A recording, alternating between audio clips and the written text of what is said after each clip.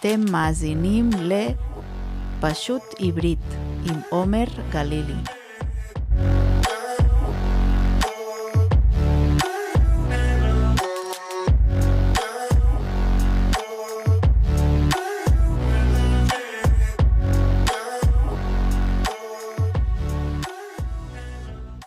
שלום לכם, מאזינות ומאזינים יקרים. מה הולך? איך אתם מרגישים? אני מקווה שאצלכם הכל בסדר, ושעובר עליכם יום מצוין. אז ברוכים הבאים לפרק מספר 36. והיום אנחנו הולכים לדבר על סיפור קשה ומסובך, על אחד ממקרי הרצח המדוברים ביותר בישראל. רצח הנערה תאיר ראדה. הרצח של תאיר ראדה זה לא עוד סיפור רגיל על פשע, אם בכלל יש סיפורים רגילים כאלה. זה סיפור על רצח בתוך בית ספר, ממש באמצע יום הלימודים.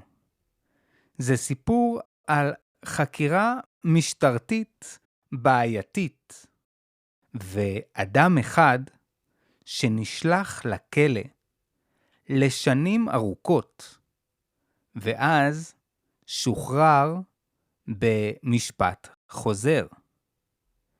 סיפור הרצח של תאיר ראדה הוא סיפור יוצא דופן, בעיקר בגלל שאף אחד עדיין לא יודע מי באמת רצח אותה. וככל שהזמן עובר, במקום שהתשובות יהיו ברורות יותר, הסיפור רק הולך ומסתבך. אבל רגע לפני שאנחנו מתחילים עם הפרק, אני רוצה להזכיר לכם שאם אתם אוהבים את הפודקאסט ואתם חושבים שהוא עוזר לכם ללמוד עברית, אתם יכולים לעשות מנוי ולקבל את הטרנסקריפט המלא של כל הפרקים, וגם תרגילים שקשורים לכל פרק. ובנוסף לכך, אחת לשבועיים להשתתף במפגש קבוצתי לתרגול עברית דרך הזום. מי שלא מתאים לו לעשות מנוי, אבל עדיין רוצה לעזור לי להפעיל את הפודקאסט, מוזמן להיכנס לעמוד שלי ולתרום מה שהוא יכול. טוב, יאללה. אני לא רוצה להחזיק אתכם יותר במתח. בואו נצלול עכשיו לאחד הסיפורים הכי קשים והכי מדוברים שהיו בישראל. אז תעלו קצת את הווליום וכנסו לאווירה המתאימה, כי אנחנו מתחילים.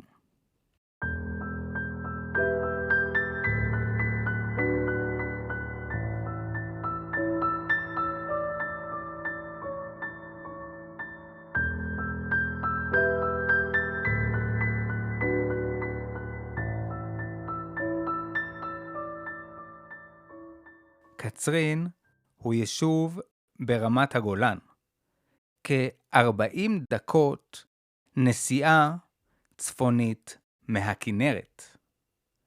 זהו היישוב הגדול ביותר באזור, ויש בו מסעדות, צימרים למטיילים, בית ספר אזורי, ואפילו את מבנה המועצה, שהיא המועצה האזורית היחידה בכל רמת הגולן.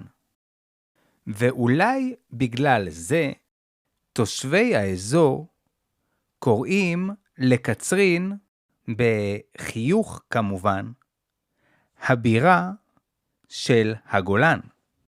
אבל למה אומרים את זה בחיוך? כי קצרין הוא לא יישוב גדול. חיים בו רק 8,000 תושבים. וכמו שאר היישובים באזור, גם קצרין הוא מקום מאוד שקט ורגוע, שלא קורה בו יותר מדי. בעצם לא קורה בו כמעט כלום.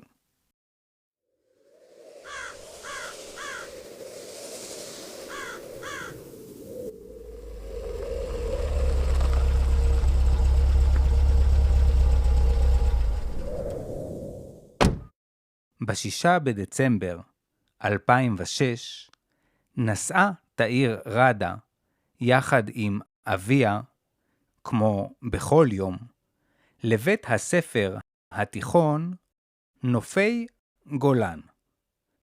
התלמידים שהיו באותו יום סיפרו שבהפסקת הצהריים תאיר הסתובבה עם החברים שלה בחצר של בית הספר.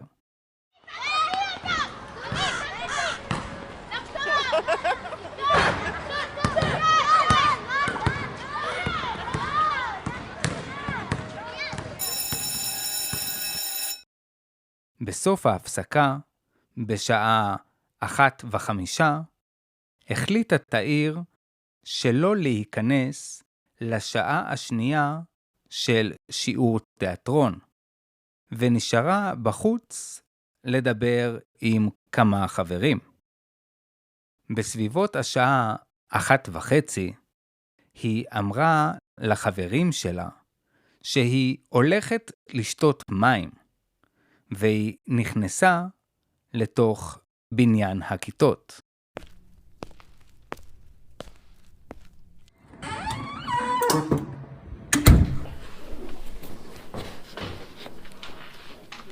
שני תלמידים שראו שם את תאיר אמרו אחר כך שהיא עלתה במדרגות לכיוון השירותים של הבנות.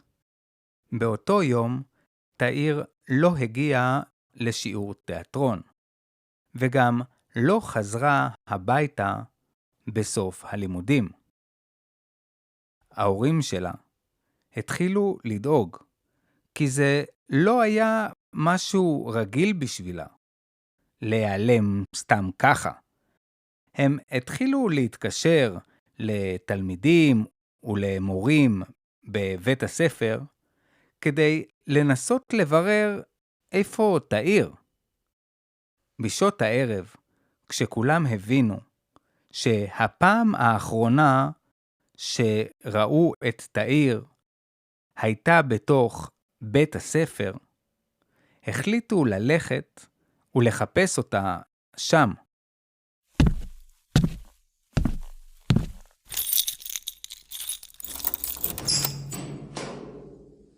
תאיר! תאיר! תאיר! במהלך החיפושים, כשנכנסו למבנה הכיתות, התגלה המחזה הנורא.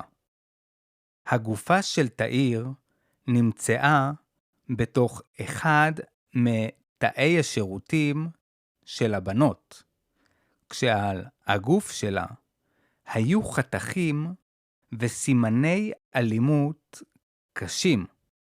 סימנים שהראו כבר מהרגע הראשון שלא היה מדובר בהתאבדות, אלא במאבק קשה בין תאיר לבין מי שרצח אותה.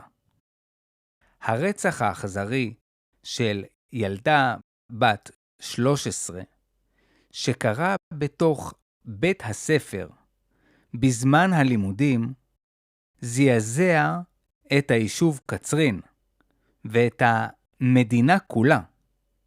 ואנחנו מבקשים לעשות עדכון של החדשות. נדבר עם אייל בן משה שהוא פרמדיק של מד"א. אייל, שלום לך. אני מבין שגילית גופה של ילדה ברמת הגולן? על כוחות המשטרה הופעל לחץ ציבורי כבד מאוד. הם היו חייבים למצוא את הרוצח, וכמה שיותר מהר.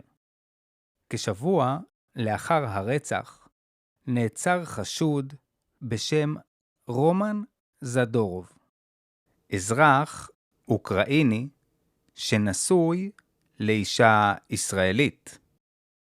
באותו יום של הרצח עבד זדורוב במקלט שנמצא מתחת לשירותים שבהם נמצאה הגופה. זדורוב נחקר בחקירה שגרתית, זאת אומרת חקירה רגילה, יחד עם כל עובדי בית הספר. אחר כך הוחלט לחקור אותו באזהרה לאחר שהתברר שהוא זרק את המכנסיים שלו ביום של הרצח.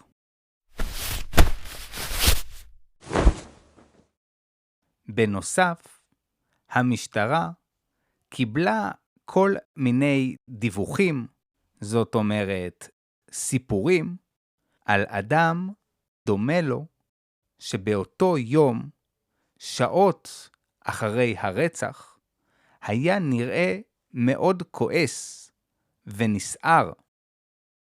לזדורוב, שעבד בתור רצף, זאת אומרת בנאי שמדביק עריכים על הרצפה או על הקירות, היו כלי עבודה, וביניהם גם סכינים שאיתם נהג לעבוד.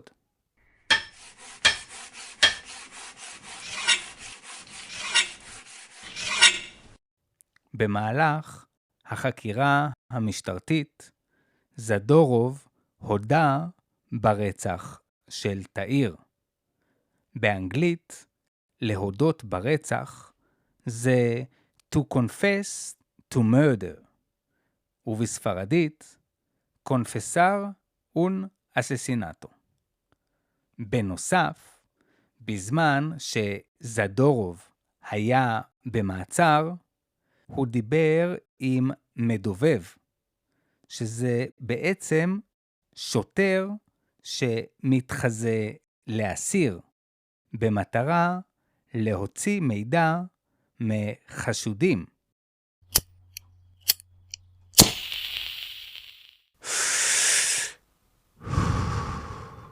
היי, רוצה שחטה? זדורוב סיפר לאותו מדובב פרטים על הרצח שרק הרוצח יכל לדעת. כשבועיים לאחר המעצר נערך בתוך שטח בית הספר שחזור של הרצח. המשטרה בעצם החזירה את זדורוב לתוך בית הספר כדי שהוא יראה למצלמות ולחוקרים איך בדיוק הוא ביצע את הרצח. בואו תקשיבו לסרטון השחזור שבו זדורוב מראה לחוקר וגם מסביר לו באוקראינית איך הוא רדף אחרי תאיר ורצח אותה בתוך תא השירותים. Я заскочил следом за ней. Она зашла уже? Ты Да. консьерга? Ты консьерга? Так, Окей. Как она вот так вот уже была тут? она была вся в каха. И маца. כן. Именно вот здесь она стояла? Да, где-то так. Почему? Я не помню точно. Окей, потихоньку, Я- давай. Время у нас есть, мы не спешим. אחרי שזדורוב הודה ברצח, וגם עשה שחזור שלו מול המצלמות, לכולם היה נדמה שהתיק נסגר, ושהרוצח האכזרי של תאיר רדה נתפס. אבל זמן קצר לאחר מכן, משהו מפתיע קרה. זדורוב חזר בו מההודאה באשמה, ואמר שהוא לא רצח את תאיר. לטענתו, ההודאה שלו במשטרה נעשתה תחת לחץ ומניפולציות.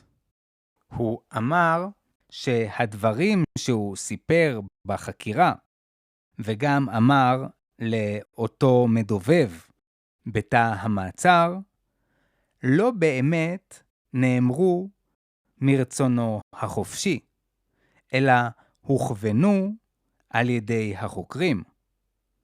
במילים אחרות, זדורוב בעצם אמר שהחוקרים גרמו לו להגיד ולעשות בדיוק את מה שהם רוצים. בהתחלה, רוב הציבור בישראל התייחס לטענות האלה של זדורוב די בזלזול, ולא לקח אותן ברצינות. אבל אז, במהלך המשפט, התגלו לא מעט בעיות באופן שבו המשטרה ניהלה את החקירה. השעות הראשונות, אחרי מציאת הגופה, היו מאוד בעייתיות מבחינה פורנזית. זירת הרצח, זאת אומרת, המקום שבו התרחש הרצח, לא נסגרה מיד. לא מעט אנשים שלא היו קשורים לחקירה נכנסו ויצאו משם. גם הדלת בתא של השירותים לא נפתחה באופן רגיל, אלא נפרצה בכוח. וכל הבלגן הזה שהיה מהרגע הראשון פגע מאוד ביכולת של המשטרה לשחזר בצורה מדויקת את מה שקרה. בנוסף, לא נמצאו ראיות פורנזיות חד משמעיות שמחברות את זדורוב לזירת הרצח. לא DNA, לא טביעות אצבע ולא דם של זדורוב בזירה. גם הבגדים והחפצים שבהם הוא השתמש לא סיפקו לחוקרים הוכחה ברורה. במילים אחרות, למרות שהיה מדובר ברצח אלים מאוד, בתוך תא שירותים קטן וסגור, באמצע יום הלימודים, לא הייתה שום ראיה פיזית שהוכיחה שזדורוב היה שם וביצע את הרצח. כל מה שהיה לשוטרים אלו רק ההודעה שלו וראיות נסיבתיות. ראיות נסיבתיות באנגלית נקראות circumstantial evidence, ובספרדית pruebas circunstanciales. אחת הראיות הנסיבתיות שנמצאו נגד זדורוב הייתה תביעה של נעל שנמצאה על הג'ינס של תאיר.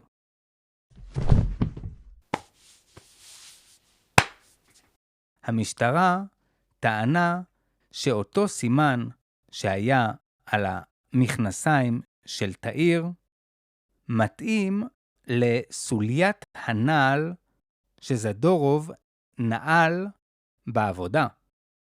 לעומת זאת, ההגנה טענה שזו לא יכולה להיות טביעת הרגל של זדורוב, כי מדובר בסימן קטן מדי. הם אמרו שאולי זאת נעל של נערה, ואולי זאת בכלל לא נעל, אלא סימן שהגיע מחפץ אחר. גם ההודעה של זדורוב ברצח והשחזור שהוא עשה בבית הספר, גם הם גרמו ללא מעט ויכוחים בבית המשפט. זדורוב עשה בשחזור כל מיני דברים שלא התאימו לסימני הדם שנמצאו בזירה.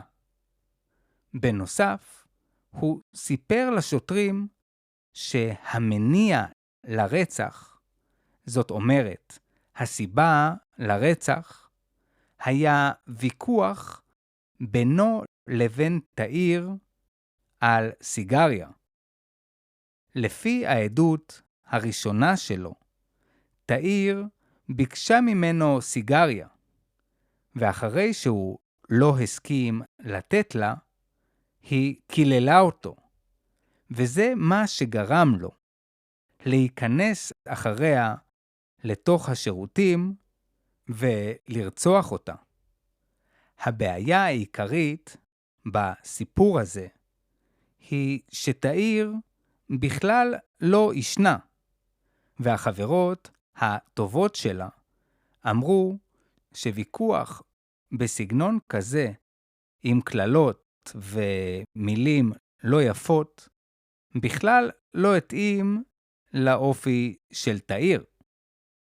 אבל למרות הדברים שהזכרתי כאן ובעיות נוספות שעלו בזמן החקירות וגם בבית המשפט, זדורוב סומן כחשוד העיקרי, ובעצם החשוד הכמעט יחיד ברצח של תאיר ראדה.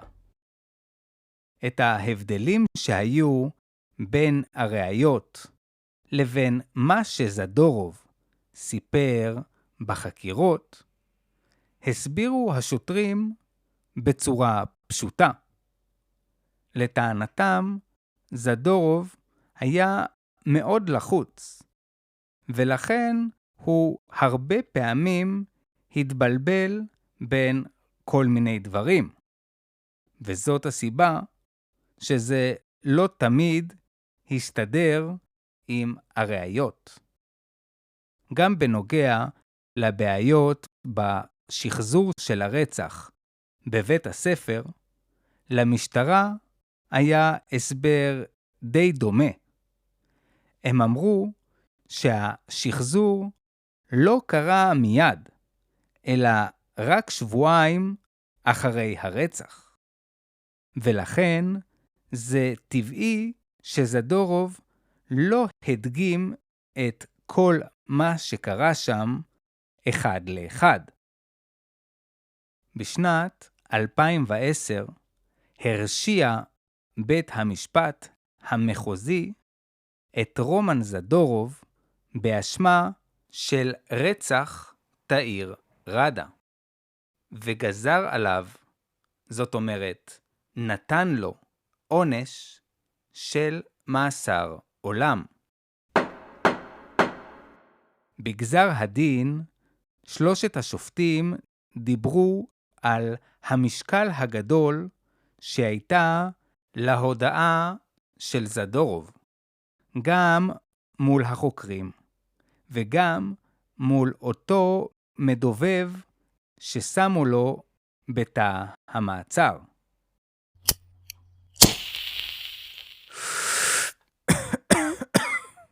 השופטים גם התייחסו לשחזור של הרצח, ולכל אותן ראיות נסיבתיות. בהחלטה הם למעשה לקחו את הכל בחשבון, וקבעו שמה שיש זה מספיק כדי להרשיע אותו ברצח. זדורוב נכנס לכלא, אבל הוא לא הסכים לקבל את גזר הדין, והחליט לערער פעמיים לבית המשפט העליון בישראל. אבל הבקשות של זדורוב למשפט נוסף בבית המשפט העליון בישראל לא הצליחו, והוא נשאר בכלא. בשלב הזה, מבחינת מערכת המשפט בישראל, זדורוב היה אשם ברצח. נקודה. לא היה צריך לחפש יותר. אבל בשביל הרבה אנשים, התחושה הייתה לגמרי שונה. הם הרגישו שהמשטרה עשתה לזדורוב עוול, והכניסה אותו לכלא, למרות שהוא בכלל לא אשם. סתם תפעו אותי כי בא להם. פשוט בא להם, מצאו פרייר. דעתי, מה אני יכול להגיד? זה החלטה של שופטים והכל. לפי דעתי הוא זכאי. כבר בשנים הראשונות, אחרי ההרשעה של זדורוב, נשמעו סביב המקרה לא מעט קולות של ביקורת. עיתונאים, משפטנים, ואפילו חוקרים לשעבר במשטרה הצביעו על כל מיני בעיות שהיו בתיק. גם ברשתות החברתיות היה סביב הרצח והמשפט של זדורוב לא מעט עניין. בפייסבוק נפתחו כמה קבוצות עם אלפי חברים שעקבו במתח אחרי כל דבר שקשור לסיפור. גם העובדה שזדורוב ועורך הדין שלו הגישו פעמיים ערעור לבית המשפט העליון, ובכל פעם הם העלו טענות חדשות בנוגע לבעיות שהיו בתיק, גם זה השפיע מאוד על הציבור, וזה גרם להרבה אנשים להטיל ספק, זאת אומרת, לפקפק בהחלטה של בית המשפט, כי משהו הרגיש כאן ממש לא בסדר. בשנת 2016 שודרה בישראל סדרה דוקומנטרית בשם צל של אמת. הסדרה הייתה בנויה בסגנון הז'אנר True Crime, ולאורך 5 הפרקים שלה היא הצביעה על בעיות רבות שהיו בחקירה, ובנוסף גם הציעה תיאוריה חדשה לגבי הזהות של הרוצח. בגלל שאני לא רוצה לעשות כאן ספוילרים, כי אני מניח שאחרי הפרק הזה חלקכם ירצו לראות את הסדרה, אני לא אגלה לכם מה קרה שם. אבל אני רק אגיד שמה שהסדרה חשפה עשה גלים מאוד גדולים בישראל. זאת אומרת שהיא גרמה לאימפקט מאוד גדול ולהפתעה ענקית. Oh my God. בעקבות הסדרה, מלא אנשים חזרו להתעניין ולדבר על הפרשה. והספקות בנוגע לאשמה של רומן זדורוב רק הלכו וגדלו. אחרי ההצלחה העצומה בישראל, צל של אמת נמכרה גם לנטפליקס, והיא השתלבה שם בכבוד גדול. בשנת 2021, אחרי שנים של מאבק משפטי ולחץ ציבורי, אישר בית המשפט העליון לקיים משפט חוזר. במשפט החוזר החליטו השופטים לזכות את זדורוב מחמת הספק. זאת אומרת שהשופטים קבעו שאין מספיק ראיות חד משמעיות בשביל להרשיע את זדורוב מעל לכל ספק. ולכן אי אפשר להשאיר אותו בכלא, וצריך לשחרר אותו לחופשי. בחודש מרץ 2023, לאחר יותר מ-15 שנות מאסר, רומן זדורוב שוחרר מהכלא. 13 שנים לאחר שהורשע בפעם הראשונה ברצח תאיר ראדה, 2 מתוך 3 שופטי המשפט החוזר מזכים היום את רומן זדורוב זיכוי מלא ומהדהד. תודה לכל הקהל שהיה איתי ואיתנו ועזר לנו, תודה לכולם. אני קודם כל רוצה לחזור הביתה לילדים. אוקיי. עזבו, יש לי יותר מדי הרגשות חבר'ה. בשנת 2025 שילמה המדינה לזדורוב 17 מיליון שקלים פיצוי על כל הזמן שהוא ישב בכלא. אבל רוב הסכום לא הלך אליו, אלא דווקא לעורך הדין שלו, שבמשך כל השנים ייצג אותו בחינם. טוב, בסוף זה לא היה לגמרי בחינם. כי כמו ששמעתם, הוא קיבל סכום ממש לא רע.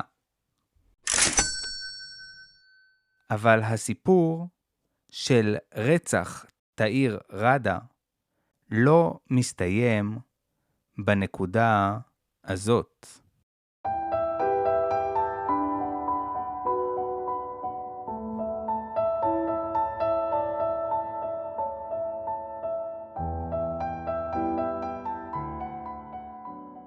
גם היום, כמעט 20 שנה אחרי הרצח, ו3 שנים אחרי הזיכוי של זדורוב, עדיין נשארו המון שאלות לא פתורות.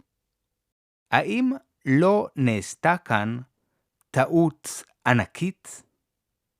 ורומן זדורוב הוא באמת הרוצח?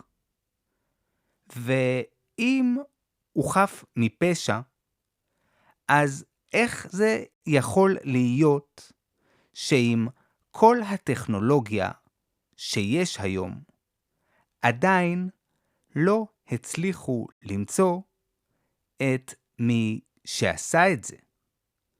כי זה פשוט לא נתפס שרצח כל כך אכזרי של נערה צעירה מסתיים ככה, בלי תשובה ברורה, ובלי רוצח שנמצא בכלא.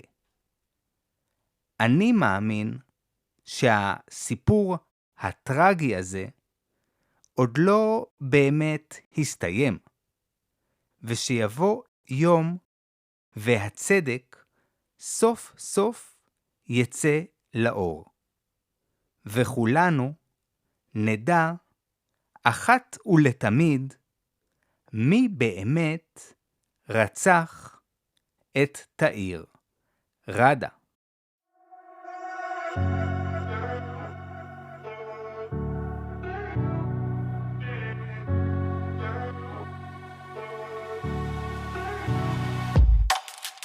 זהו, זה הכל להפעם. למי שרוצה לדעת עוד על המקרה הזה, אני ממליץ לצפות בסדרה המעולה צל של אמת, שנמצאת באינטרנט בכמה ערוצים ישראלים, וגם, כמובן, בפלטפורמה של נטפליקס. לפני שנסיים, אני מזכיר לכם שאם גם אתם רוצים לתרום לפודקאסט, לעשות מנוי, או ליצור איתי קשר בנוגע לשיעורים פרטיים, או בכלל, אתם מוזמנים להיכנס אליי לעמוד, לפייסבוק, או למייל שלי, ולכתוב לי. אני מבטיח לענות לכולם. לסיום, אני רוצה להגיד לכם המון תודה על זה שהקשבתם לי. ואנחנו נתראה בפרק הבא של פשוט עברית.